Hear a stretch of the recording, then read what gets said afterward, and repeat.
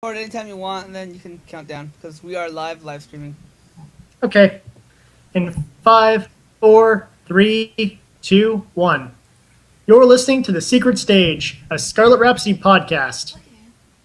Hey everyone, Jared here. Welcome to The Secret Stage. We are back with the full team, here to talk about the video games and stuff. Miguel, how you doing? Good. It's been a nice week off I had.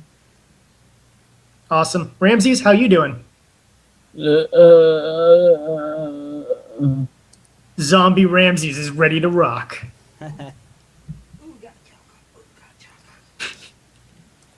Yep. I think we're all feeling pretty good today after a really long live stream last night. It's kind of nice to... Actually, no, I kind of wish I was still back in bed, but still. Feeling good enough to do a podcast. Yeah, we're good. So, I just want to recap to the people that watched our last stream. I finally 100% of the game off camera, so if you missed it, I'm sorry I didn't record it for you guys, but it's okay. I will go and play the ending to spoil it, so spoiler alert. That's why I'm not watching. Oh, but you don't want to know the boss attack techniques? Oh, when I get to the boss, I'll just call you and be like, Miguel, last boss is kicking my butt. Save me. Yeah. So anyways, to go on with... Guy in my hip, Miguel. So anyways, to go on with what you have been playing, so that way we're not getting off track as I play. If anyone has not noticed in the last month what I've been playing, shame on you. Really? Shame on you for not noticing what I've been playing. But Castle in the Darkness is the top game I've been playing this week.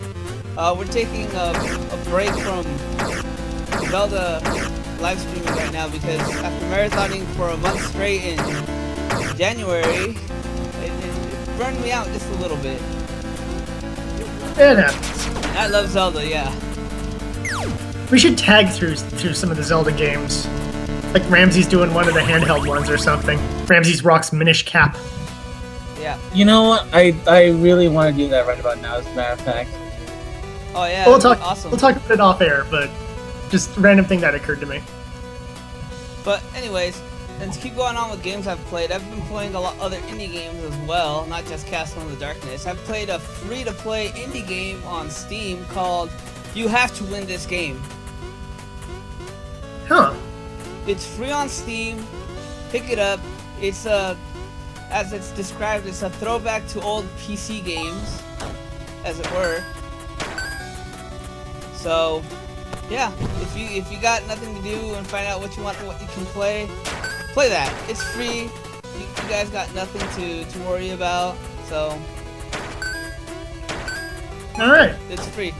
Then I've played a couple other games too as well. I've played a beat 'em up game called Bonsai Pecan that's a friend of my wife actually developed, so playing it to review it, I guess. Yeah. And aside from that, I've been playing more Destiny with the DLC pack that was released a few months ago. I've yet to do the mission to do that deals with the DLC. So Just been grinding for gear. yeah, because why not? Because Exactly. that and those missions are fairly tough, as I understand it. Yes, they are. And aside from that, I'm always in the hunt for indie games. So if you have any indie developers listening, watching, we gladly support the indie scene. So, contact us, Jared. Contact Jared, myself, Ramses, whatever. If you want to have a basic conversation to us, well, I'll give it off at the end of the show. But other than that, yeah, that's all that I've been playing so far. All right. Well, I'll go next because my list is fairly short. I've been really busy with work in real life, so unfortunately, my gaming has been more quality over quantity. So, been playing some more Oracle of Seasons on my DS. I've actually been liking this game, other than it still frustrates the hell to me that all these dumb mini games, it kind of block your progress until you get them right. I really hate that about both the Oracle games. It is the biggest flaw of those. Oh, you want to go to the next dungeon? Well, first you got to get an item. Okay, that's not too bad. To get that item, you have to do this real pain-in-the-butt minigame. Thanks, dicks. So, not hugely keen on that, but still an enjoyable Zelda adventure, so that makes up for it. Been playing a lot of JoJo's Bizarre Adventure, All-Star Battle, slowly but surely unlocking all the alternate costumes and all the alternate colors. God, does campaign mode take forever. In fact, you could say it's a campaign in the butt. I'm so witty. I should write for And we broke Ramsey. Okay.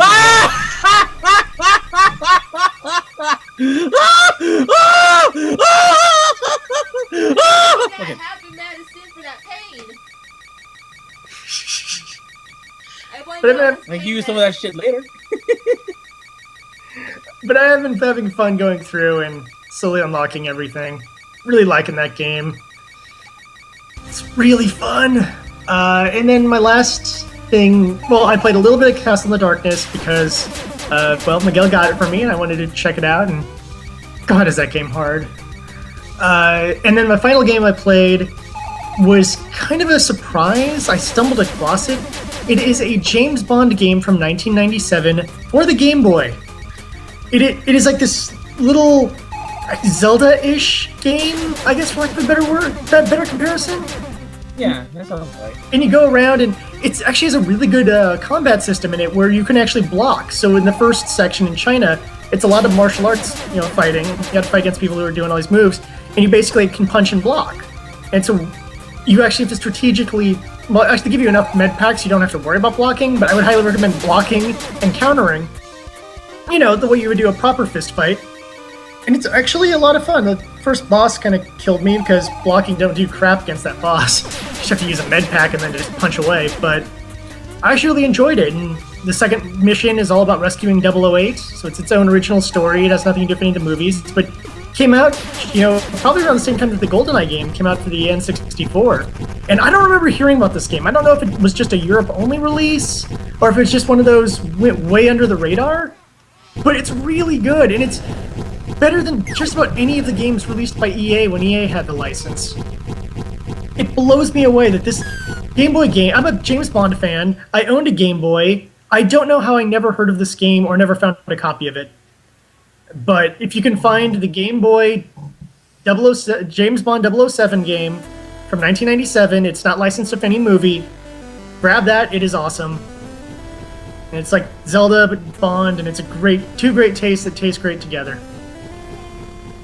On to you, Ramses. Well, as you can also hear from the groins I had, I actually got my teeth pulled not too long ago. I had some wisdom teeth surgery done. Sometimes when they jam a huge fucking thing down your mouth just to pry something out of your mouth. Yeah, I had wisdom teeth surgery, 10 years ago, I'd say. That was fun. Yeah. So, yeah, right, so what ended up happening was, a lot of things happened between Thursday and today, which was when that happened. So, what ended up happening was I played a lot of games. For some odd reason, right as I got out of the dentist's office, I had this huge conniption fit to start playing. What ended up happening was playing Shin Megami Tensei 4 games. Nothing wrong with that. I don't know why you're making it sound like it's a bad thing.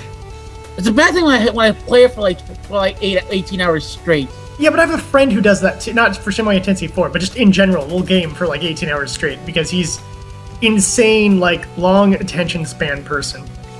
Well, things too, it's one of those things where it's I should be resting up, I should be doing different things.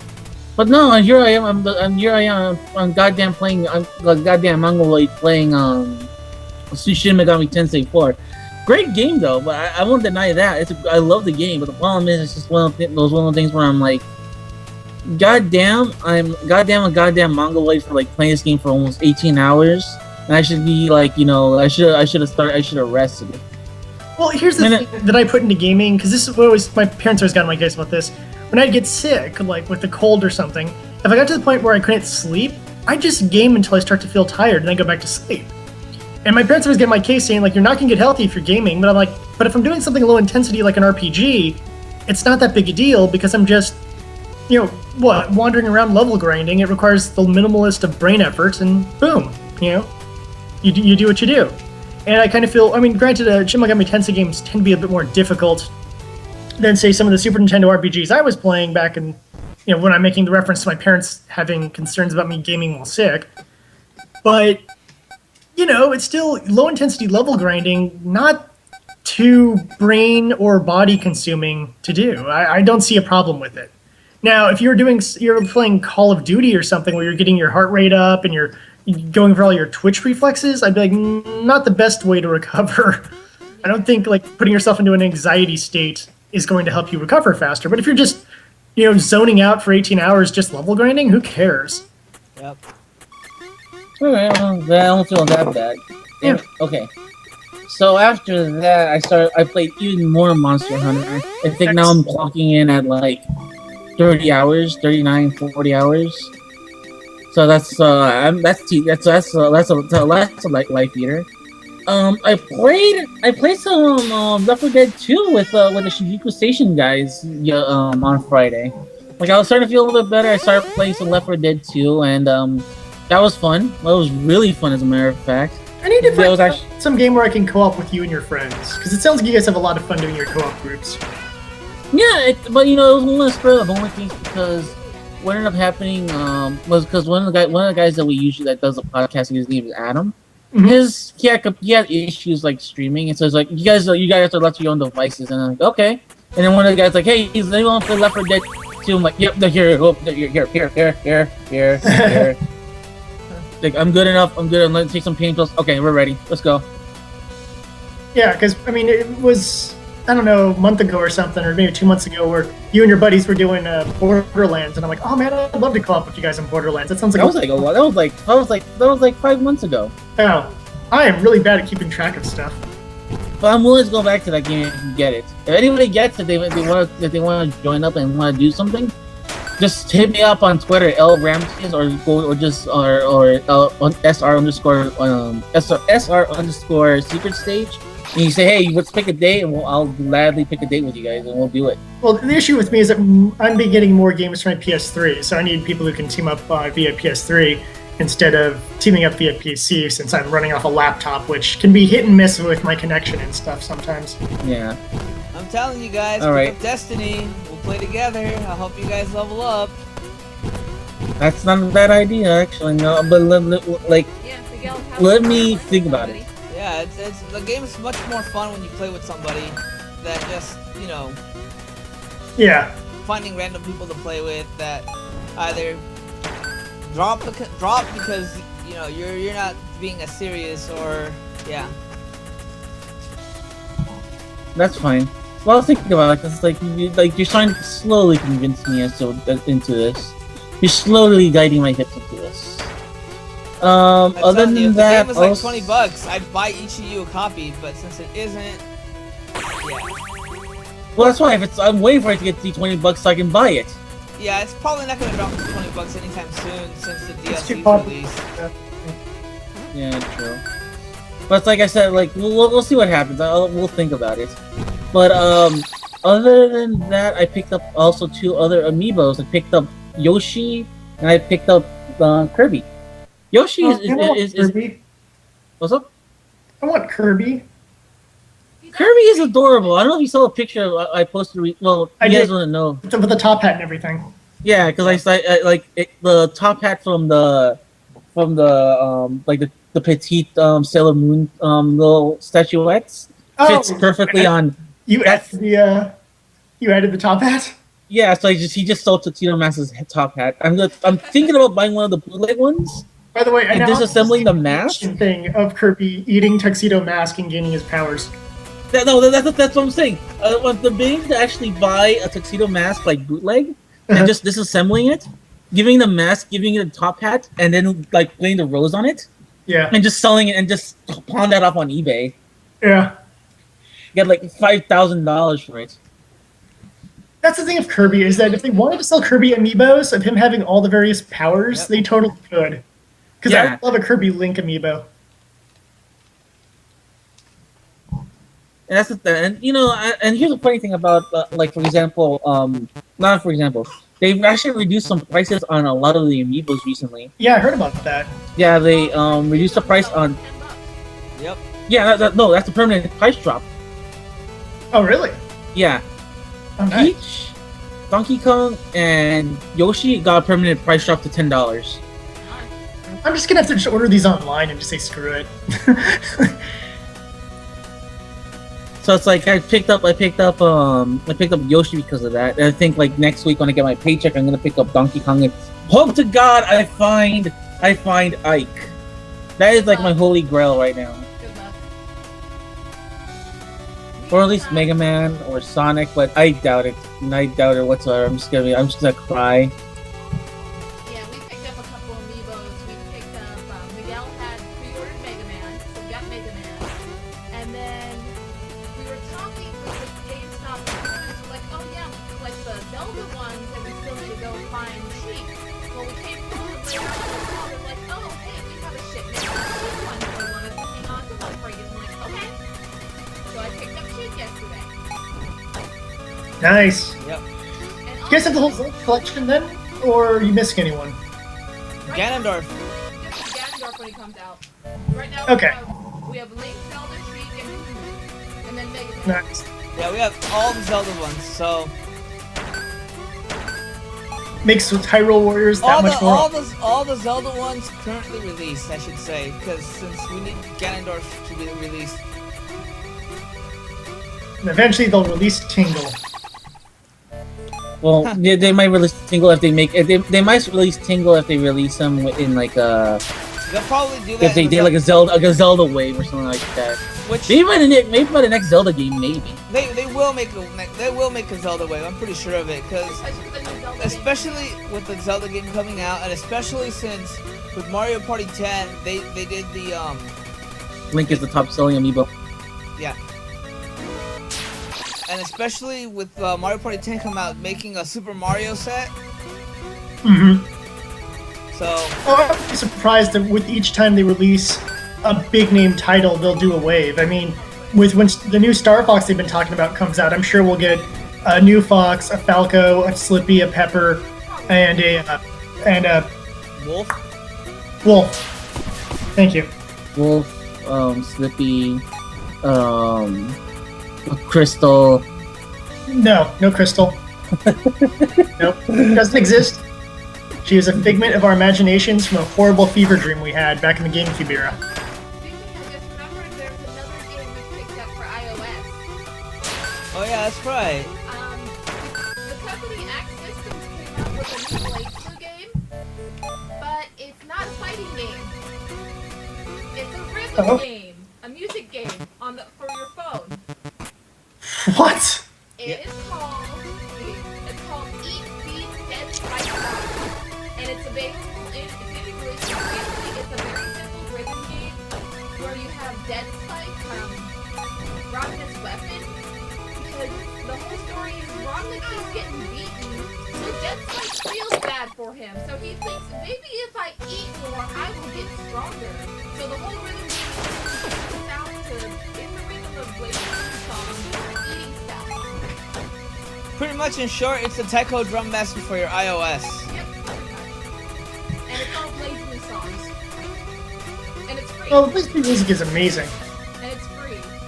and it's free. That's the best part. I mean, it's got a bunch of songs. You can download a couple more for free, and then there's like 3 songs you have to pay for. But the game itself and a lot of the songs are free. Okay. And it's a cute game, and it's cute, and it's very simple. It's like, the rhythm is it's 2 buttons. It's the left button and the right button. And that's to do the rhythm. Okay. That seems very simple versus one of the ones where you got to hit a bunch of different things on the screen. Or yeah, I can't do those. I am really strange because everyone always gets in my case. Jared, you're an award-winning musician. Yes, I am. Jared, why do you suck at rhythm games? Because it's not notes. I can read sheet music. I can't follow 100 different little arrows falling down the screen. And that's why I suck at DDR. Although I have gotten better scores than some of my friends at DDR, but I'll never be able to play like extreme mode because I can't mentally keep up. My brain just yeah. I can play normal mode DDR and do. Like, walk to the bar and they'll be like da-da-da-da-da-da with their feet. It's like, my God. Ow. Yeah. And I also suck at Guitar Hero. But whatever. Speaking of which, did you guys hear that they're making a new Guitar Hero game, I think? Yes, they are. Yeah, they are trying to do that. Which I'm just not a huge surprise. They've not had a new guitar, rock band, etc. hero in a couple of years now, so I think it's about time for them to kind of bring it back, and I think people would be interested again. We just got too overwhelmed with way too many of those games coming out at once. Yeah, then Rock Band coming out. So yeah. Anyhow, Ramsey, we totally derailed your list of what you've been playing, so I apologize. Well, Monster Hunter. Yeah, Monster I already said Monster Hunter already. Yeah, Monster Hunter, Shin Megami Tensei. What else you got on your list? You said you had quite a bit this week.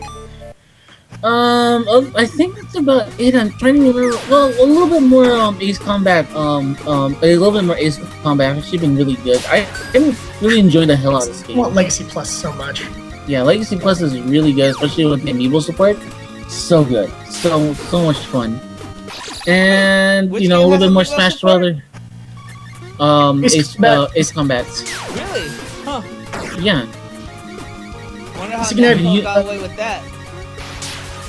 Well, they've been working with Nintendo for a while now. They're buddy. Yeah. Matter of fact, one of the first outside uses for Pac-Man is going to be for that game.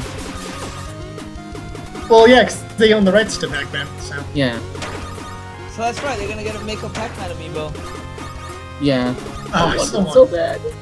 It's so awesome. I love Pac-Man. Yep, Sonic, we're gonna get Pac-Man. That's true, and there's Mega Man, so. Yeah, Yeah. Nintendo's smart, and I'm sure every company, because I'm sure every company who has been, yeah, well, Nintendo likes their money. I think any company that has one of their mascot characters as an amiibo will likely have games that will use amiibo support, with the exception of probably Sega, since they're getting out of the console market. Oh yeah.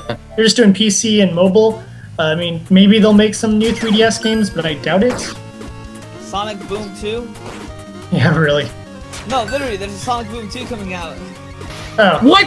I thought you were just being sarcastic. Yeah, well, think about it. The first game is Sonic Boom, Rise of whatever, then the other one is Sonic Boom, something. It's So a that's shut- technically Sonic Boom 2. Yeah. So we need a Sonic Boom 3. So they pretty much, Sega went ahead and jumped the gun and made a sequel to Sonic Boom, thinking that Sonic Boom, the first one, was going to be a huge success. Yep. Yeah. But the, And everyone's but the you know cartoon what? show is amazing, though. I'm not gonna trounce on the cartoon show. Cartoon show, like, that's kind of, like I said, that's kind of show I expect to be, like, I want to wake up every morning with a box of, with a bowl of Captain Crunch and watch that shit. Anyways, I agree. other than that, that's about it, really. Alrighty. Oh yeah, Pokemon Shuffle. I've been playing a lot of Pokemon Shuffle lately. I know a lot of people have been, like, you know, going on the fact that, you know, oh my god, free to play this and that. It's actually really good. Like, I'm not really, like, the free to play aspect is actually kind of downplayed in some aspects, so it doesn't, like, feel like you're, like, it just doesn't feel like you're it doesn't feel like you're being cheated out of anything. Okay. That was what I was going to say, is like, how bad is the free-to-play style of it? Because if it's just a fun, you know, Pokemon Troze-esque game, I might just download it as a time kill while we're just shooting the crap during our Saturday stream or something. Yeah, that's pretty much how it should be seen. It should be seen as like a more like a serious game.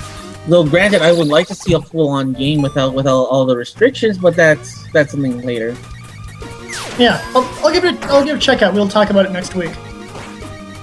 That's not, yeah, that is definitely it. Okay. Miguel, you want to do your indie game of the week?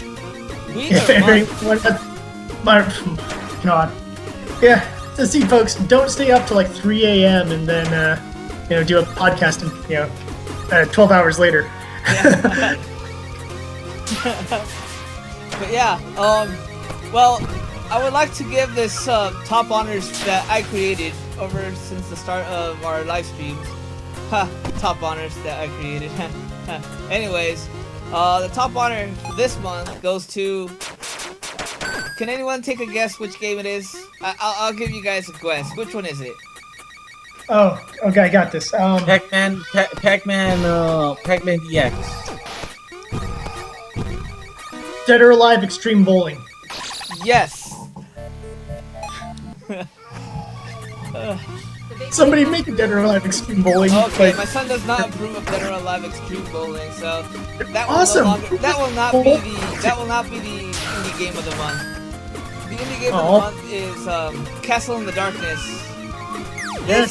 He does a screams of joy. He agrees with that choice. Yeah, right here, even though it's March technically. Like, you did announce it on the live stream, so I it's did not announce like... it on the live stream yesterday, so technically I announced it back in February. And by the way, if February had a normal amount of days, it would still be February. Yes. February in its stupid 28 days, can't even get a full month together. I know, right? And I figured we could all use this as a point of kind of throwing in our 2 cents. I think we all kind of know how you feel about this, Mr. 100%ing the game. Oh, I'm not even 100% done with it yet.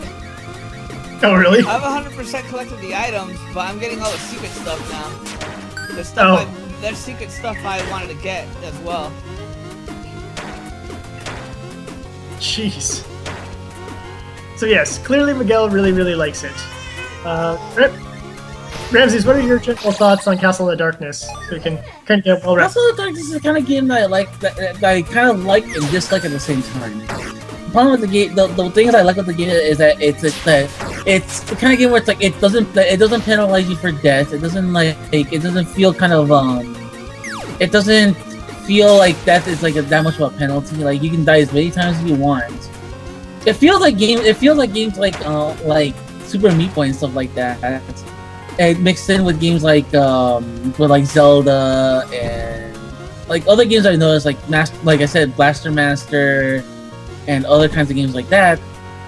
But the problem with the game is that deaths happen so frequently, and when you just want to progress forward into the game, and when sometimes the game will not prevent you because of how the structure is, or just because you suck. You just sometimes you just want to rage quit and stop playing altogether. Sometimes. See, I'm kind of continue. And that's sort of like my general thoughts on the game. For me, this is not the normal type of game I would play. Well, I love the aesthetic of this game, and I love the references. The difficulty is a bit much for my taste. I like a hard game, but I like a hard game that feels like I could do something to progress. If I'm having difficulty, it's because, oh, you didn't buy this item, or oh, if you found this one treasure, you do better. It feels one of those things where it's just a hard due to level design, due to how many hits the enemies take, how much damage the bosses can do, etc., etc. I will say this, that the problem I have with this game is it feels like no matter how much I slug through it, it always feels like the difficulty never goes down. I never feel like I'm getting strong enough to handle what's happening in the game. It feels like I'm just struggling to survive. And while some people might want to be the guy, I don't want to be the guy. I like a game that helps me relax, because that's why I game, is to relax, not to get super tense about stuff. While there are some games I play that do get me all tensed up, certain fighters, and I'm a huge fan of these combat games, and some of the dogfighting in that can get you really riled up. For the most part, I do prefer, a more relaxing experience. The game does not provide said relaxing experience. That being said, no matter how frustrating this game is, Ramses is right. There's no real penalty for death. In fact, as your deaths add up, you unlock stuff in the secrets menu. So, kind of death is not only expected, almost to an extent encouraged for you to get the trial and error of the game down. And while the game is frustrating, I kind of want to progress in it just to see the next reference, just to prove that, hey, I can get further than this. Yes, I could solve this puzzle. Yes, I could fight past these enemies and what have you. So I will say this. If you're looking for a relaxing throwback game, this is not your answer. If you're looking for a hard challenge that, you can play for 30 minutes, progress a little bit, take a break, come back to it another 30 minutes, because that's how I play it, it's not bad for in small pieces game. So, I'm not as thumbs up as Miguel is, but I'm not giving it a thumbs down either. It's too good of a game to give a negative rating. It's just... It's hard. It's not a tough game. Frustrating as hell, and it doesn't feel super rewarding for the frustration. But I kind of want to see what's next. I kind of want to progress in the game, so it's... Maybe eventually, over the course of this year, I will eventually beat this. Yep. Well, with me, I'm just gonna tell you that. Yeah, everyone knows my feelings on this game. I love it. I enjoy it. It's really a callback to a lot of old games that makes a lot of reference to it. The stuff that really sticks out was Castlevania. Because they have the multiple endings where after you have to get a certain item and you have to have it quote unquote equipped to unlock the true ending, which is pretty much what I did, getting 100% of the game. And also how it was, Castlevania Symphony of the Night, where you had to wear the glasses to see the true evil and that stuff, and then you have to defeat that instead of Richter. Yep. So yeah.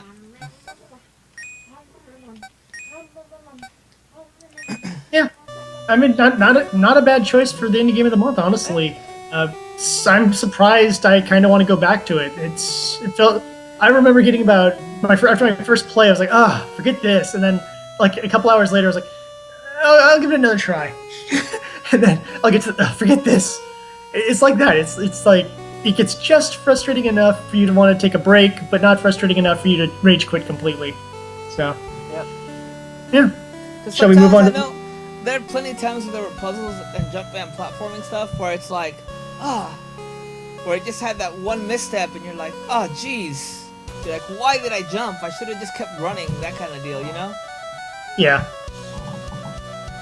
Well, even little things like how you bounce off those breaking platforms. That is a mechanic that every time I restart the game I forget about. So I land on the breaking platform and I try to jump off of it and I just fall to spikes and I go, oh, right, I hold the jump button so I bounce off the breaking platform. And that's just a mechanic that you just got to remember when you play. But yeah, good choice, honestly.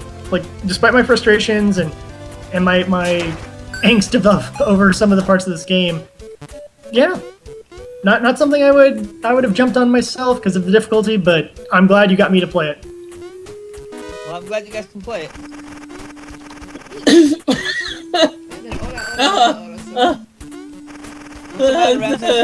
Help me! I need water. Anyway, okay.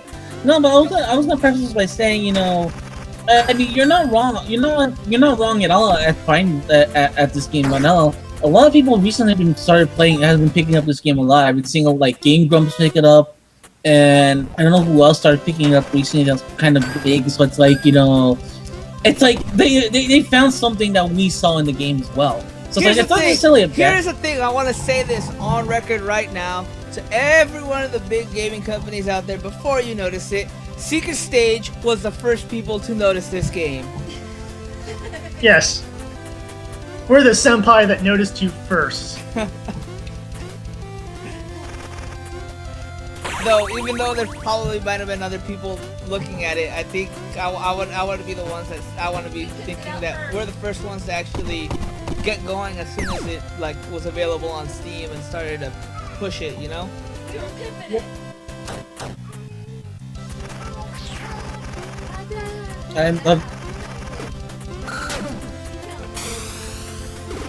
Alright. Well, I think it's time for us to get on to the news. And that's right. And the first story I kind of want to get onto is something, Miguel, you and I were talking about this beforehand, and brace yourselves, everyone. Xbox announces some surprises at E3, And get this, Sony is going to be at E3, and I'm blown away by this. You know what, Jared? Also, I want to say this: Ubisoft and EA, as well as Activision, are having big pressers. Are you kidding me? Yeah. They skip E3 completely. They're like, we don't believe in this industry. You know who isn't going to be at E3? Apparently there is this. No, you know who isn't? Who? THQ. Oh, poor THQ. Yeah. But they need to announce yet another really bad WWE game. How will they do that at a press conference? That's okay. 2K Sports will do it for them. Who's never there at E3 to start with. There's a shock if they actually do come to E3. Anyways.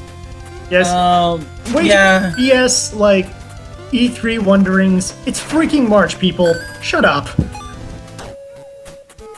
Yep. I agree. You know when you can worry about E3? May 28th. I've arbitrarily chosen May 28th as the day you can start speculating. Until May 28th, shut up. Wait, when is E3 this year? It's like June 3rd or something, isn't it? 2000. Keep going. Okay. Well, moving on to the news. Just for something a little more on the happy side.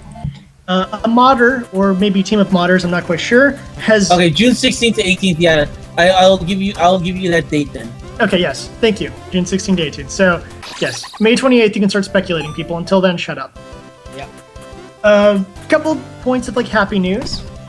A modder has added in the co-op mode to the PC version of Resident Evil Revelations 2. The co-op mode was removed by Capcom for reasons I couldn't quite find. I guess they were just rushing it out. A modder has created a co-op mode, so now PC people can also play co-op on RER2. Also, I just want to say, I thought RE2 was a full game, not an episodic game. Yeah, apparently it's episodic as well. So it's episodic, but also they're gonna release a full-on version. That's why what was the mode that they said that they got taken out? Co-op. The co-op mode is I think that's exclusive for the full game. Yeah, and a modder said, "To hell with that." Yeah. Thank you, modders. Also on the happy news, and this is similar of a retraction on my part, I guess. Underworld Ascendant, which is the spiritual successor to Ultimate Underworld, has reached its Kickstarter goal of 600,000. Now, I said that this was too niche to really warrant a huge amount of people being into it. Apparently, I was wrong. There's at least enough people to reach the Kickstarter goal. So, bravo, Team Underworld. Kind of cool seeing you guys get your goal. I was never a huge... I respected the game for what it was, but it was just... I was playing a lot of different PC RPGs at the time, and that one just kind of slipped through my fingers. But when I look back at it, it's not a game franchise I won't even attempt, because holy crap is each floor of the dungeon, and there's like 10 floors of the dungeon, all of which are as large as most games. So the old games are a time suck, and you need to have your notes as to where the various restore points are, where the various shops are. If you don't have a fully sketched out map, yeah, you're doomed in playing those games. So I hope that this will be a really worthy successor to that. Maybe I'll check it out when it comes out, but I did not realize that there was enough popularity to warrant that. Yep, there was. Don't underestimate the fans of a franchise, especially when it's like. I wouldn't say that Ultimate has like extreme hardcore, but I believe that there's a hardcore contingent that really loves that series. The Underworld series, I'm not as, like I said, I skipped that in my PC RPG playing. I love the original Ultima series. 1 through 7 are really great games. And hell, I've even played 8. I never played 9 because I didn't have the PC requirements for it at the time, and then I could never find a copy. And I've since learned that 9 is a terrible game, so I've made a good choice. And bugged to hell, apparently, too. So even if you did have the PC requirements, the game would crash all the time. But I love a lot of the early Ultima games. I'd love to see like a Schmancy remake or a re-release. Be awesome. But yeah, the franchise's story falls apart when Richard Garriott decided... Well, when EA bought Ultima bought Origin Systems and forced them to get the Ultima games out at a faster rate, which then caused them to not put as much effort. I don't even blame Richard Garriott for that, other than, selling his company to EA. Money. I was gonna say when the news broke, it's like where's Lord British? Well, he's not working on this game. He's still working on Shroud of the Avatar. This is done by other people from Origin Systems who had worked on Underworld games. Still, can I still talk to Lord British in this game? Maybe. Richard might allow them to shove him in the game, even though technically he's from the Ultimaverse, and this is its own. I don't think they can use the word Ultima, because I think that's owned by EA. That's why it's Shroud of the Avatar and Underworld Ascendant. But either way, here's to show you how hardcore the Origin Systems fans are. Chris Roberts' game succeeded. Ultima Ascendant succeeded. Shroud of the Avatar succeeded. It's like 3 games that came out of Origin Systems, former employees, all succeeded because we love, these franchises. We love Wing Commander. We love Ultima. These things were just part of our childhood and part of our teenagehood, and it was so sad to see Origin Systems close, and it was sad to see EA basically ruin these franchises. I could still go back and play Wing Commander 3 and Wing Commander 4 and have a damn good fun time. So, and the same thing of some of those older Ultimas. I could go back. Hell, I kind of want to go back and play Ultima 4 again, actually. But moving on from my nostalgia, let's keep the stories going. Mortal Kombat X has announced some new characters in a recent trailer.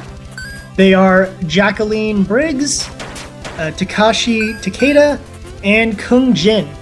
And they are the descendants of Jax, Kenshi, and Kung Lao, respectively. So it's kind of cool to see, the children / descendants of some of the previous characters, especially since, I think according to the last Mortal Kombat game, those characters are all dead. Well, Kung Lao's died a couple times, actually, now I think about it. But it's kind of cool to see some new characters, and I like the whole generational kind of thing. It's sometimes not done as well as you'd want it to be done, cough cough, Soul Calibur, cough cough. But I do kind of like seeing it just because it adds you kind of know the character even though you don't know the character kind of thing. There's a familiarity to it. The thing is, I want these characters to have the same kind of abilities that their ancestors had. So I wanted to mix it up. Yes. Well, the fact that for example, we do have Kung Lao in the game, but I want the other character not to play Kung Lao whatsoever. If I want to play Kung Lao, I'll pick Kung Lao. And Kung Lao is my favorite character in the franchise. And how many times can I say that word? Can I say Kung Lao without twisting my tongue? Kung Lao is a good character. He was never one of my best, but I know some people who are good with him. My thing is more about Jax's daughter, because I'm well, okay, so she's probably not going to be as ripped as her dad, and she probably isn't going to have robot arms. So I'm very much in the point. Watch, it's robot legs. It could be something like that. But she has robot legs. She better be quick as hell. She better some Cabal bullshit, run around and. Oh yeah, she better have the super speed Cabal stuff if she's But if she can do that shit, I'll be I'll be down 1,000%. Anyways, keep going. I'd like to see her play a kind of a middle ground between Sonya and Jax, since they're both part of the same Special Forces group. To have some of Sonya's agility, but just have some of the brutal, just beating stuff that Jax could do to people. If you could make kind of a combo of that, that'd be an awesome playstyle. I think that character is actually designated for what's her face, Casey Cage. Oh, that's possible too, because she has a lot of, she's gonna have a lot of the stuff for Johnny Cage and Sonya. Yeah. But having characters that kind of play as a mix of two characters kind of works pretty well, in my opinion, if they do it right. And I generally have faith that NetherRealm isn't going to screw this up. And that's the thing, I kind of don't, I kind of disagree with you, because I kind of want them to have their own way of playing, because they mix up two characters. I would rather play those two characters than play that character, in my opinion. But see, I'm basing this off of Mark of the Wolves and how much I loved Rock Howard being this mix of Geese and Terry. He came to be this really good character. I don't consider, like, yeah, he has moves from, like, Beast and Terry, but I never really considered him to be, to be like that. I consider him to be his own person, because he has his own kind of, like, move set at times as well. So Yes, it's like, he has his own take on it, so it's like, it distinguishes him enough to... Exactly! So it's like, there's enough there to distinguish him to be his own character, but if they just copy and paste from another character, then like, I don't know how I feel about that. I'm trying to say this is I kind of want it to be a Rock Howard situation. You have parts of two different characters and a little bit of their own originality. But like, like Kenshi's kid, or descendant, or since Kenshi is supposed to be, I think, several hundred years old or something. Yeah. That's one of those characters where I'm kind of like, well, Kenshi was the whole blind, psychic, samurai thing. You don't necessarily have to have a kid who plays exactly the same. In fact, if anything, I think that'd be really just kind of weird if he did. So, I'm like, I kind of want to see him as his own kind of original take on the whole samurai thing, and what you could do with that. So, yeah, it'd just be interesting to see how they're going to fight or how they're going to play when we can actually get our hands on this game. Moving on, I think it's time to kind of go to a little bit of sad news. I hate to have to do this, but sometimes we have to bring it up. For those who have not heard, and I can't believe there's any way you couldn't have, Leonard Nimoy dies at the age of 83. Famous for narrating almost everything, and of course Star Trek as Mr. Spock. And the best Galvatron ever. And the best Galvatron ever, yes. And in Star Trek Online, which I didn't realize people were still playing, but apparently they are having a permanent memorial for Leonard Nimoy in the game, and I think that's kind of cool. Yeah, to be honest, like, you know, the whole circumstances to his death and everything is kind of like, it kind of hit me kind of close to home because of a lot of it kind of is mirroring what's going on personally in my life. But other than that, you know, he lived a really long life. Like, he was more than just Star Trek to me. There was a lot of things going. There were a lot of things that he did so great. Like I just mentioned earlier, he was Galvatron in Transformers. The voice of civilization. Yeah, and then he was he was actually Sentinel Prime in the Dark of the Moon movie, which is, you know, to give or take, that was actually one of the better movies in my opinion. And then, like, I jokingly, Dark of the Moon was so long and so boring. I liked it though. I liked it. Oh, that's a whole different discussion. I arguably think it's worse than the second movie, just because of how long and boring it is. But that's a discussion for Bizarro Files. Yes, that's a Bizarro File thing. But just play off that just for half a second. I said the saddest part about him going is the fact that the last two movies I saw with him are Star Trek II Into Darkness and Transformers 3 Dark of the Moon. And I was just like, come on, man. Couldn't your last movie have been like an Oscar nominee? That just make me feel warm and fuzzy inside. I'm like, you know what? He did die, but his last movie was Oscar nominated and it was really good. Damn it! Yeah. But his last tweet though, I think I think that tweet tells you that the guy knew his time was up. He had a very nice way of saying goodbye. Yeah.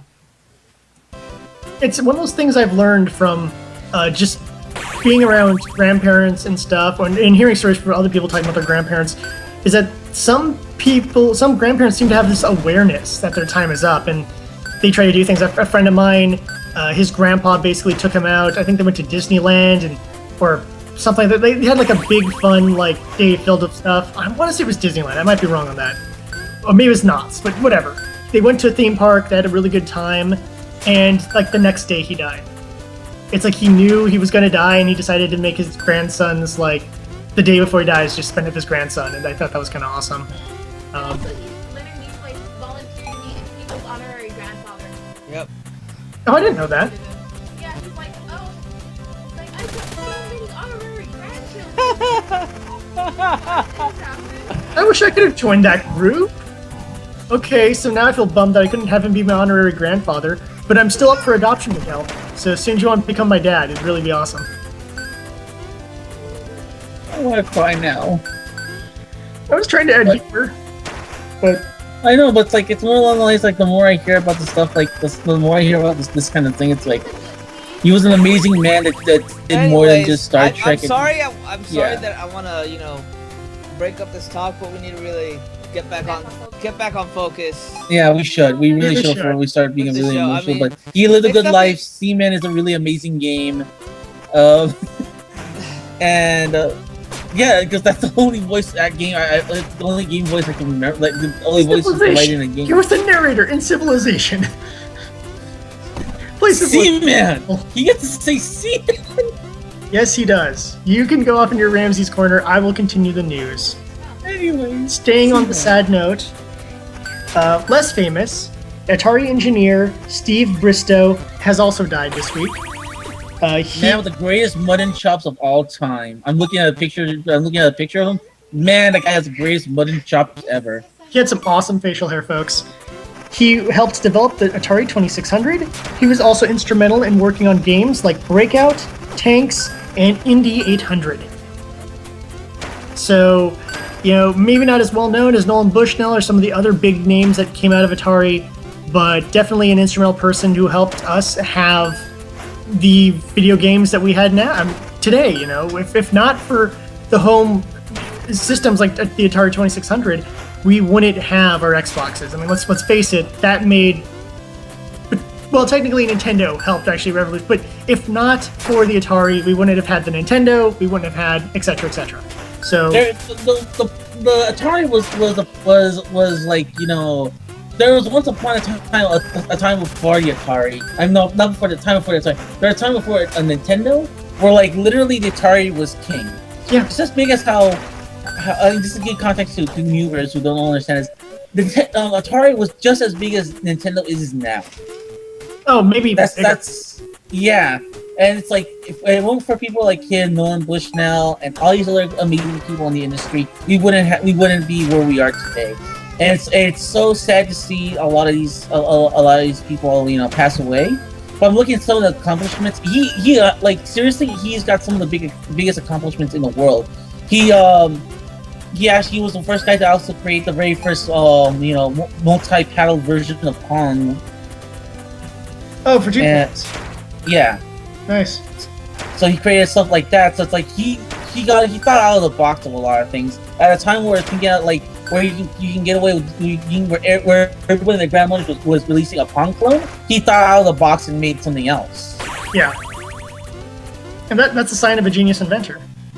Exactly. And between losing him and we lost Ralph Baer, it's just sad losing some of these guys who helped innovate video games. Yep. I mean, it makes sense. They're getting old. It's not a huge surprise. It's just, I don't know. It feels like. Here's the way to think about it, folks. In about 20 years or so, maybe more, we're going to eventually lose Shigeru Miyamoto, and that's going to be like the world's saddest day ever. So it's just one of those things to think about that, some of the people who helped make video games what they are today are eventually going to die, and we need to remember these people and the importance they had on the industry. Not only that, I mean, going to Bizarro Files talk, Stan Lee is not the young buck he was, 40, 50 years ago. Either. Yeah, same thing with Mel Brooks, is also probably close in age to both Leonard Nimoy and Stan Lee. They're all around the same age at this point. So, again, another thing to think about, we could lose Mel Brooks, at any time. I mean, he's still going up and doing a stand-up and whatever. He recently had a stand-up special. He's still working on movies and products. Heck, he even made a joke about wanting to do a Spaceballs 2. He has to make Spaceballs 2. Because it's already he said it in the movie. Maybe again in Spaceballs 2, the search for more money. Yeah. And you seem to have fun making the Spaceballs animated series, so who knows. And by the way, folks, if you ever got a few hours to burn, go watch the 6 episodes they did of the Spaceballs animated series. It was on Netflix last time I checked. Real, just stupid fun watch. The parodies, Jurassic Park, video games, Lord of the Rings. It's just fun and stupid. Oh, prequels. It rips on prequels. That may have been almost all the episodes, actually, now that I'm thinking about it. But it was just a fun parody series using the Spaceball characters. They got pretty good sound-alikes. I know Mel Brooks does his voice for President Scroob, and I think Rick Moranis reprises his role as Dark Helmet. I'm not sure on that one. But I think everyone else is obviously for Barf, they had to get a replacement voice because John Candy is no longer with us. and I'm not sure if they got what's her face to come back as Dot Matrix, because it would have been made. Yeah, Joan Rivers, because it would have been made before. Yeah, Bizarre Files. Check out the series. I'll continue with the news. Let's let's go from the funniness of that. Let's go into other happy news stories before I have to get to some of the frustrating news stories. U.S. Rejoice. The PlayStation 4 is going to get Dragon Quest Heroes. Yes, we are getting the Dragon Quest Musou style action RPG game. I'm in. This is awesome. I love the Dragon Quest universe and all their adorable monsters drawn by Toriyama. Yes. As long as I get to play as a slime, I'm totally fine with this. Okay, you want to play as a slime? I want to play as a dragon.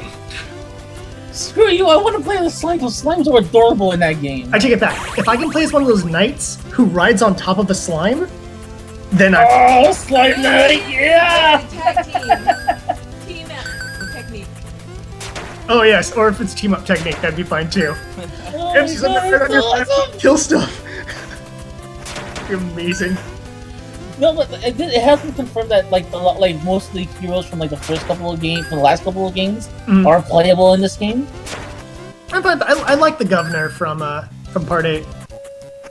So it's like most of the characters from Dragon Quest 8 and on. Plus like I going to like that's about it.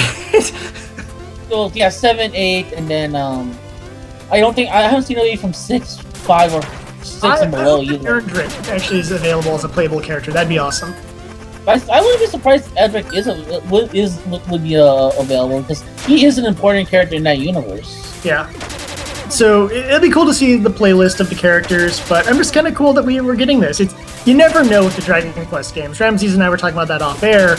You know, we have missed out on a couple of the games, and in the main franchise especially, because we didn't get 5 and 6 until they were remade for the DS, I think. Yeah. Yeah. So we didn't get them until then. 7 was a really small with PS1. Good luck finding a copy of that. 8 was awesome, and 8 basically sold and got people into the franchise because it came with the Final Fantasy 12 demo. I'm not kidding. Most of the copies were sold because people wanted to play Final Fantasy 12. Like most of the games that they sell like that. But yeah. So in the end, I decided to say because of Metal Gear Solid 2. So yeah. But I was gonna say, regardless, you know, even then, like, what was it called?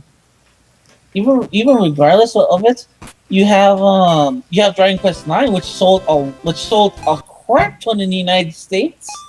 Yeah, I think that had no demo whatsoever. It was just purely because it was a good RPG what's up? It really was. It was a great DS game. I highly recommend it. It's not too hard to find either. You get to do complete character customization for your team, and it has the system from 8, where dependent on how you can put points into different skills to develop different types of abilities for your characters. So it's actually pretty awesome. Plus, you can mix and match your character classes. So let's say you want to be a warrior until you get the strike that does the extra damage against the metal type characters, and then you want to become a mage so that you can have better spells, and then you want to do something else. I like the mix and match. I like the customization. Yes, I highly recommend Dragon Quest IX to anyone looking to play a Dragon Quest game. Even though, personally, I actually really like 6 a lot. 6 is one of my favorites in the franchise. So, I'm kind of in that mindset where I'm like, 9 is really good and a good introduction to that world. 6 is amazing.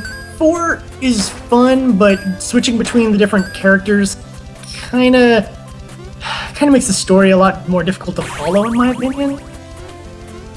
And then I really want to go back and play the original trilogy again, because I love 1, 2, and 3. That's part of my childhood.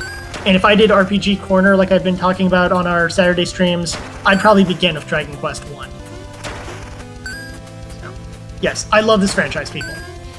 And you should. Yeah, I can't wait for this game. I can't wait to see all the rest of the characters that's gonna be popping out in this game. Like I said, it's gonna be fun. It's gonna be fun to like theorize, because like that's the great thing about Musou games. Like theorizing who's going to be in it, and not just theorizing who's going to be in it, but how they're going to play and stuff like that. Like how we theorizing with like some of the stuff with Hyrule Warriors and stuff like that.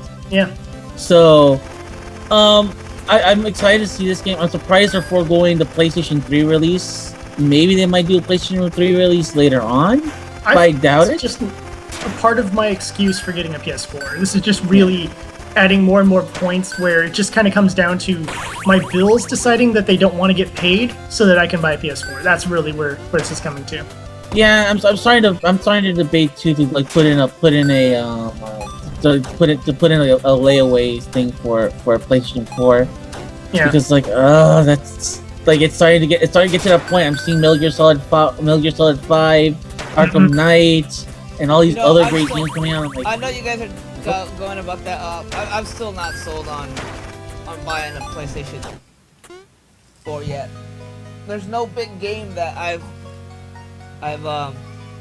that's calling out to me. Yeah. Thank God. Well, you know what? We can probably have a bigger discussion about system sales when we get our E3 announcements. So probably some point in June we can do a big discussion of are we sold on the other systems? Because honestly, you know, Miguel, you have a Wii U, and after playing your Wii U, I really kind of want a Wii U in my household right now. So, yeah, I want to see what's like. You know, it's one of those things where I'm tossing up between a Wii U and a PS4, and I'm like, every day I'm like, I want a PS4. No, I want a Wii U. I want a PS4. So let's see what happens. Yeah, so I think the discussion for that is better built around when we know what'll be coming out the remainder of this year and into 2016. So we'll just have to put that on that list of topics to talk about in the future. Continuing on with the news, keeping things happy, the FCC has announced that there is net neutrality, which means that the internet is just a public utility. So, yay, no policing of the internet. Thank you. Some people not happy about this. I am. Freedom is awesome. Free market is always the best route. Thank you much. So this is me. I can go back and look at bestiality porn again. No. There are 3 animal lovers on this podcast. You are not allowed to do that. And we're not that kind of animal lovers. Corner and think about your life choices. No animal cruelty on this podcast, and no animal cruelty supported by anyone on this podcast. We are pet owners, damn it. We treat our pets like they're part of the family. If you want me, I'll be in my lab.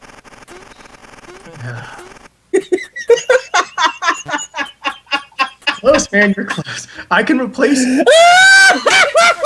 Ramses. I can replace you with clips of your voice from previous episodes. Don't make me.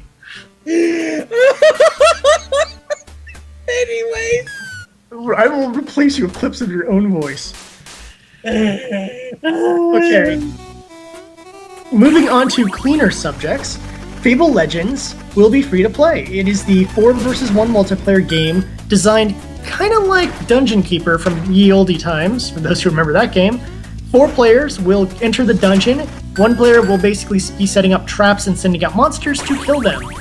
And they're going to go for a free-to-play model. They're trying to use, at least from how I understand it, they're using a system similar to the system from League of Legends and Dota 2 to make the money on the game.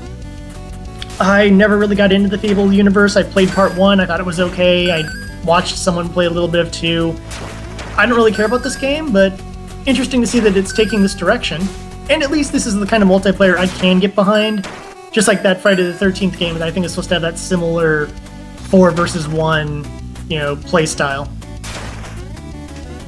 Yeah, they showed some of it at E3, and I thought, it's interesting for that universe. I don't know. I'm not big into those kinds. I'm not big into those types of arena battle games myself. Yeah. Well, I like just the idea of playing as the Dungeon Keeper and trying to kill people with traps and stuff. That seems intriguing, but I just don't care. Honestly, it's Fables. It's Fable, rather. It's not Fables. Fables is a good comic series, recommended. But the Fable franchise, I don't know. It never caught me for some reason. But hey, you know what? It's free to play, so if you're on a platform where it's available, check it out when it comes out. Let us know how it is. Moving on to movie news. The Tomb Raider movie Reboot has finally gotten a writer. and hold your breath for this one, folks. It's going to be awesome. Evan Duarte of the Ninja Turtles reboot, Snow White and the Huntsman, and Divergent is the writer of the Tomb Raider movie. So you know it's going to be awesome. If I ask you, crap. Yes, it is precisely what I mean. For those who care about the plot, I don't know why you do, but if you do, they're generally going with a younger Lara Croft going on her first adventure, taking a lot of cues from the Tomb Raider 2013 game reboot. Now, I have a question, and this will be... we'll go just too quickly. Is the person going to be younger-looking Angelina Jolie, or is it going to be... Are they going to completely recast the character? They're probably going to completely recast the character. It'll probably be some popular... You know what it'll be? It'll be that chick from 50 Shades of Grey. We'll get her to do it. She's British? Well, because she can't do a British accent. You know, it's not impossible. Oh, even better. Angelina Jolie isn't British. She did a British accent. Yeah, true. But no, it's one of the things where it's like you know, just to put more mouth into the crap that is this movie. It's like, here's this person trying to do a faux, like, you know, accent. It's like, yeah. Well, no casting's been announced, just that they're fast-tracking this movie, because I guess they really want to get it out next year, so... That's always a good sign. I mean, they want to get that Skrilla. Yes, they want to get the Skrilla. They want to shill it out enough shekels or whatever. Go old school, go in Bible times. What's money in terms of weight measurement? For those who don't know, a shekel is a unit of weight. It's not actually the name of the coins. It's literally a unit of weight. I want this much weight of silver. Speaking of trying that crazy... God, I'm not going to be able to pull this off. Speaking of going for that crazy Skrilla and getting that money, dollar bill, y'all, Toe Jam and Earl, back in the groove, has its own Kickstarter. Yep, Toe Jam and Earl 3, designed to look like Toe Jam and Earl 1, but spiffy graphics. And it is frontlined by the co-creator of the game, Greg Johnson, which instantly makes me feel better about this project. But I was never that big of a Toe Jam and Earl fan, so I don't care that much. I like seeing the Sega franchise getting some love. I was wondering for a while if, like, who owned it. I was wondering if Sega owned it, or... Sega does not own it. Sega does not own Toe Jam and Earl. Interesting. That's why Very interesting. Because Sega doesn't own the game, the license. So I'm pretty sure that if Inafune still had the license for Mega Man and not Capcom, but Mighty Number 9 would have been the new Mega Man game. Probably. Yeah, it would have easily. But like, well, it just seems very interesting. It's like I would assume that all that intellectual property would have belonged to Sega. Alright, I'll check it out. I only saw, and the first thing that popped in my mind is like, how much money do these guys have to like get out of Sega to do it? But then again, too, I'm pretty sure the Sega was like, you guys want it back because we're not really using it at this point, you know. It's one of those. We're essentially bleeding money here. It's like you might as well take it, you know. We're not using it for any. If I was wealthy enough, or I ran my own game company, I would actually go up to Sega and ask them about a couple of their older franchises and be like, "Hey, how much money would it take for me to buy the rights to own Golden Axe and all of its stuff?" And then I would make brand new Golden Axe games, and it'd be awesome. Or how much does it take for me to buy Bare Knuckle off of you? You know what this reminds me of? Huh? Some guy on Giant Bomb, on Giant Bomb's site, actually owns the rights, lock, stock, and barrel to The Condemned. Oh, really? Yes. Oh wow. So this guy just owns the lock, stock, and barrel, and he's basically like, does anyone want to work on this game? Someone, I can give you a license, no problem. I would work on a Condemned game if I owned a company. That was actually those were pretty intense games. And if you have the right team, you can make a really good, like, psychological / horror game. So it's like for me it's in that same vein where it's like, I don't know how I got it, but I still own the rights. So does anyone want to make a game? It was based off of pre-existing source material, but maybe I'm wrong on that. I don't know. But regardless, this Toe Jam and Earl You know, and I'm really happy they're making this game. I'm like, I might check it out. I might check it out. The thing is, I was never really a fan of the original games. Yeah. Because like the game was so weird. I can't believe I'm saying that. It's like the game was so never knew what I was supposed weird. to do. That was always my problem with those games. What am I supposed to do? Where am I going? So that's the issue. But I mean, not to say they're bad games. They're just like weird. They're just like kind of games. Just like, I play in that little cubby file where I. Me and my cousins play Toe Jam and Earl all the time. We love that game. It's a We gotta sit down there. You gotta teach me how to play that game. Like seriously. I just remember my brother and I rented it once, and I remember us kind of trying to figure out what we were supposed to do. So we were just running around being stupid in that game. Becky, you're gonna have to. Eventually, there's gonna come a day. Trying to get to the next stage. Yeah, it's all about trying to ascend to the next stage without falling off the islands. If you actually want to see, on Cinemassacre.com, for James and Mike Mondays, God, it must have been about a year ago, maybe more than that, they did a Toe Jam and Earl playthrough of the first, I don't remember how many floors they made it, but they made it decently far into the game. There's actually a floor 0. Oh, is there really? Yes, it's actually, you had to use the Game Genie. Oh, there it is. Okay, I'll check it You out. had to use the Game Genie to get to it, but basically, the code allowed you to go and swim in the water, because in the old game you could swim in the water, but eventually you would drown if you stayed in there too long. The code allowed it so you could have infinite breath, so you wouldn't drown. So eventually you swam so far out and you found the edge and then you fell off and you landed in level 0 and you couldn't escape level 0. And it was literally a little island with a hula girl there, and then you just, it's just a little bitty island in a giant ocean on level 0. And you can't escape. I think that was like, judging from what your description, that seems like a test level. Yeah, that's what I was gonna say. It's probably a test level. Yeah. But yeah, it's, I'm like you're gonna have to guide us through eventually when we start playing this game. I posted a link on our chat of the Mike and James and Mike Monday of Toe Jam and Earl if anybody's interested in.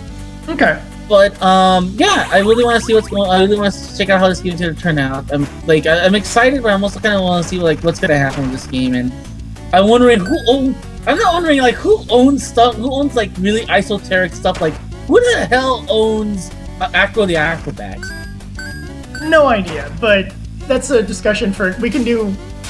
Who owns the license to what hunting another time. Let's wrap up the news. I got 2 more stories, and we've been going on for a while, so actually we're getting close to our end of our episode. Anyways, speaking of Kickstarters, this is something that we're very proud to announce. Vidar has reached its goal.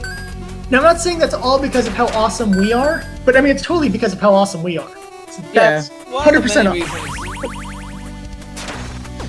100% us in our live stream. 100% us. Taking all credit for that. 100% us doing it at the last minute. We love you. At the last minute push, telling, hey, there's only a few dollars left to get the goal. Donate now. And boom. Yeah. So, I'm very glad. He did the last 2 days, and then within those last 2 days, he got also like he was able to get through one of his stretch goals. Yeah. So that's good on him. We're very happy for Dean. If you have not checked out Vidar, and God knows why you haven't, the Alpha 2 build, I think, is on the Vidar website. Go check it out, give it a play, or watch Gamma play through it. And if you guys don't want to play it and just want to watch someone play it, you can watch it on our YouTube channel. Watch as I play it, as Dean comments on, the aspects of the game and how they developed it. Yeah, it's a really great, cool throwback game with a really awesome concept and design, and really, really recommending this one. This is one of those things I found at Boston Fig, and I'm so glad I stumbled across it, because it's been one of the coolest, along with Bacon Man, easily one of the coolest things I've stumbled across in the last few months. And I posted a link also of that playthrough on our chat. Thank you much. So there's things for our people who are watching us live at our not usual time who can stumble across those. Yes. The last news story I have is kind of awesome in a very perverted sort of way. Dead or Alive 5 Last Round is getting DLC costumes from Senran Kagura. For those who don't know, Senran Kagura is basically buxom ninjas, buxom hot ninja girls basically wail on each other until their clothing falls off, and it's a game. And there's a lot of sequels to this franchise. Part of the DLC will also include destructible clothing, which has been part of the Senran Kagura games. I don't know if this will go back for other costumes or just the Senran Kagura costumes, but yeah, congratulations. It seems par on the course with Dead or Alive. It's surprising they haven't had destructible clothing previously in Dead or Alive. But yes, yay. For those of us who love a game that has really, really, really good fighting, really great fighting system, but also super hot women, we now get an even more perverted way to play it. So yay for us. Also noted, had destructible clothing armor in it. Fighting Vipers had years ago. Oh, Fighting Vipers didn't they? Yeah, I remember because I used to play in the arcade, and I remember at some point you play and your armor got broken. And also, one of the Dragon Ball Z games actually had it that if you blasted someone with a powerful enough Kamehameha or whatever, their clothing would get like partially burned off, like in the show. Yep. I connected too. I like that destructible clothing kind of stuff. It's just a cool thing. All I'm thinking of is Art of Fighting, where it's like you're fighting King, and then all of a sudden you do like special attack, and like oh my god, King's a woman all this time. Well, yeah. Oh my god. It's the finishing strike. If you're finishing strike on King, and they kept that in King of Fighters as well. If you're finishing strike on her as a special attack, her shirt opens up and you reveal she's a girl.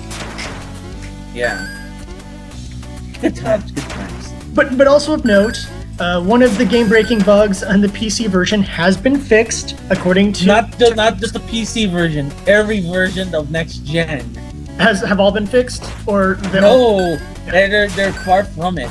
Yes. But yeah, that's one of the many things that got fixed. One of the bugs is fixed, according to Tecmo's Twitter account. Like literally, there's like one match where you can't play two. You can't have two characters play it at once. I think you can't play Hayate, and I don't remember the other character, because if not, the game will literally break. So yeah, Last Round has a lot of bugs, which makes no sense to me, because they had the original and they've had Ultimate. This is the third version of the same game. They should not be having these kinds of bug problems. From what I can recall, it's pretty much like at this point trying to put a round peg around a square peg in a round shape at this point. Yeah. That's the issue I've been hearing, because it's like basically the PS2 and Xbox 360 versions are not the same thing. Surprisingly enough, can't work on PS4 and Xbox One and PC. Literally, it's like they're looking at this like, I'm imagining that scene from Zoolander where Zoolander and what's his face are just looking at it and just tossing the computer around. Because they're like, what is going on? Why is this not working? So yeah, that's the most unfortunate part, because for me I was excited, like, you know what? When I get a PS4, I'll go and grab a copy of Last Round. I'll have super high definition, really sexy women, plus really awesome fighting. I'm so in. And some of the DLCs make me go, like, okay, and kind of want some of that new DLC. And then it's just like, yeah, by the way, it's bugged to hell. And I'm like, damn it.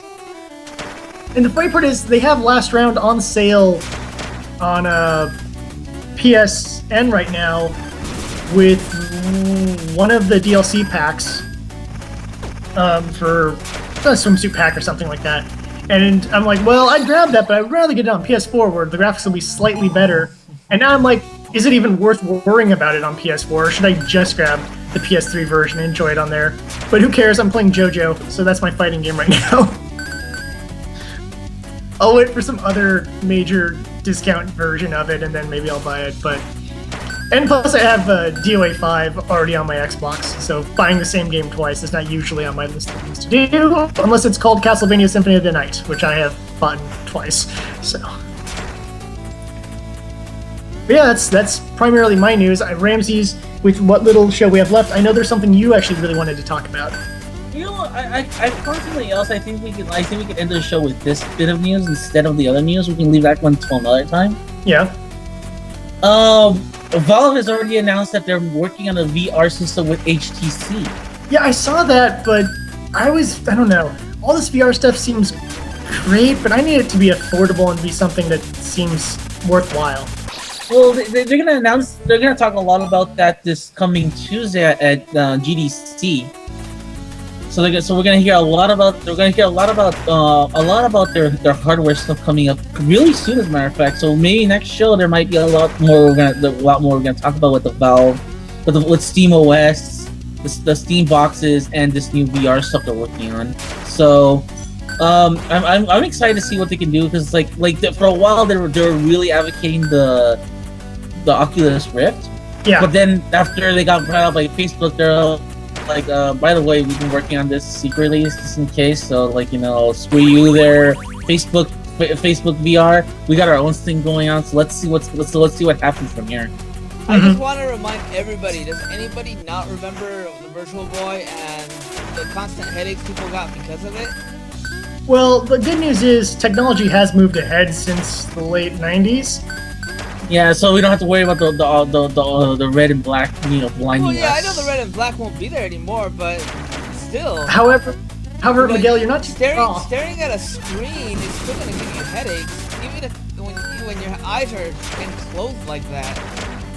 Well, Okay. You're not too far off, actually. I've heard from people that say after they use the Oculus, when they take it off, it takes them a little while to adjust back to real life, because it's like how it messes with your eyes and with your head. There's actually an adjustment period between both. I remember there's this video online. You can look at it. This guy's using an Oculus Rift. And the demo is just this guy on a roller coaster. And what this guy does is, like, when they hit, how like roller coaster and they hit like the top plateau of the roller coaster before the fall. Mm-hmm. The guy just literally pushes the guy as he's on the plateau as he's going down. It's like, dick! Happy at the moment. That is amazing. The good news is, if this VR technology goes to a higher level, we can finally have real-life versions of VR troopers. Yep. That's really the most important part of VR technology, just so I can become a superhero in real life.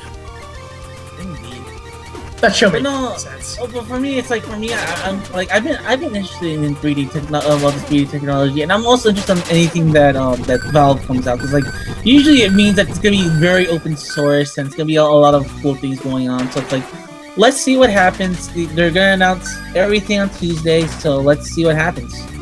Yeah, I will admit, seeing technology move forward is always kind of cool. I don't know how viable this technology will be, but like you said, I mean, we can just kind of sit and watch. And it is Valve, so at least they kind of know what they're doing, as opposed to a lot of other companies. Valve is smart. That's, if anything you can say about Valve, they're slow, but they're smart.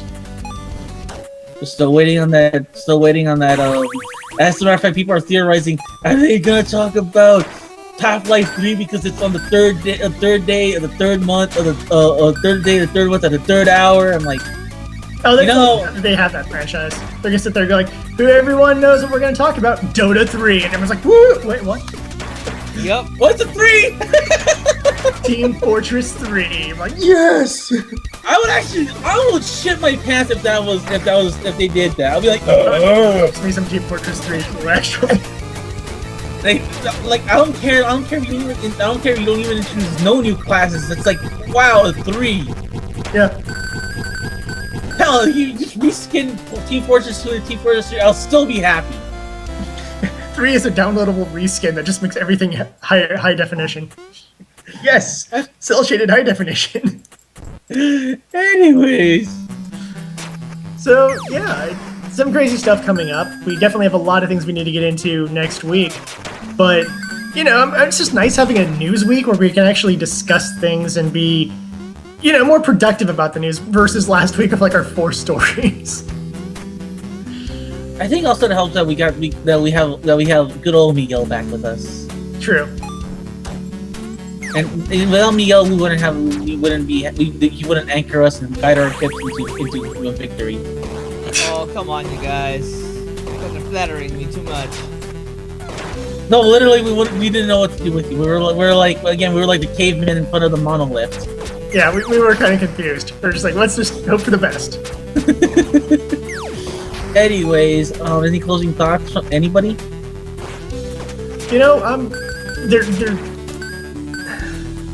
No, I have nothing. I'm just gonna say that the other thing we're gonna talk about we can wait till next week. And the other thing was thank God we're getting to this point where technology is starting to get like, we're starting to advance more and more into technology, and now it's starting to become a lot more of a noticeable thing. I'm very hopeful for the future, and then hopefully next week we'll have a lot more discussion as to what's been going on with those kinds of things.